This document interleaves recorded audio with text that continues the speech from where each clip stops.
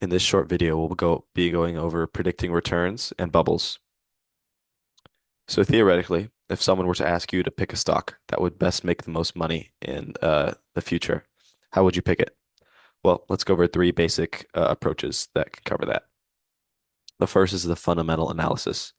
This basically predicts how much profit a company will make in the future. It's used as a basis for calculating what it is worth right now. So it involves looking into a ton of stuff behind the company, like their financial statements, how it's run and who runs it, and you have to understand the industry that they're in. So when you estimate their profits, that's the future value of the company, how much that company is worth in the future. And using that future value, you can take the interest rates of the market right now, and you can put it into a net present value, which is how much the company should be worth right now. So present value is a measure of the current value of a stream of cash flows expected in the future. So it's basically the correct quote unquote price of the shares, what the shares should be worth. Some people argue against this method because it's inconsistent. It's hard to predict how much a company is worth and how well the stock will do just off of those parameters. Next is technical analysis. This is basically just calculating patterns on throughout the company's history that will show how much you think the stock will be worth.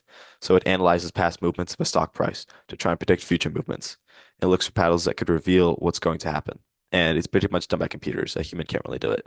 An argument against this, similar to the last one, is super inconsistent. It's too hard to predict what a stock can do because the stock market is so um, it's up and down like all the time. It's super unpredictable, and you can't really do that effectively. It's very difficult to do.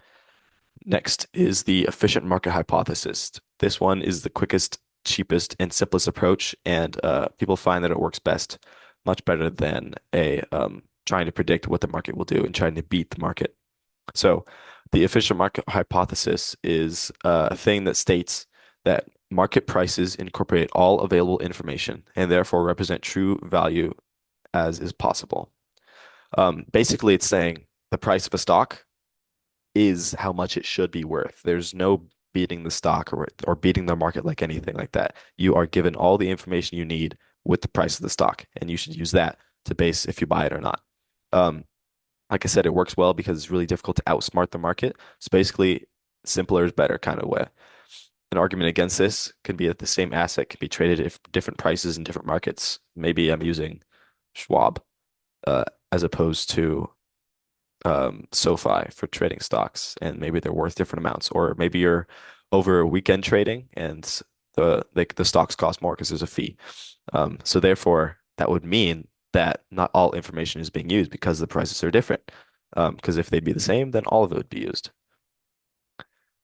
Next, we're going to talk about bubbles. This does not have to do with the three basic financial approaches, just a separate thing. Um, a bubble is basically a phenomenon that happens whenever the price of an asset gets inflated a ton and then it suddenly collapses. A good example of this would be the financial crisis of 2008, specifically with the housing market. Houses were going up in price like crazy, and eventually they fell to like super cheap, and the market crashed and everything went bad economically. So the asset being invested in is only increasing in price because it is increasing in price. Now, that doesn't make a ton of sense, but let's give an example. Say I have a phone that I want to sell, and my friend offers $100 for it. And then another friend of mine sees that it is worth $100 and is like, oh, well, I'll do 120. And then someone else does 130 and 140 and 150 and then on and on and on. And it's not really worth that much money, but it can be sold for that high just because the people are like, oh, it's worth this much and there's that much demand. But eventually this can't go on forever. Is a bubble, like it says, and bubbles pop. So the bubble gets big enough and then it eventually pops and everything goes down from there.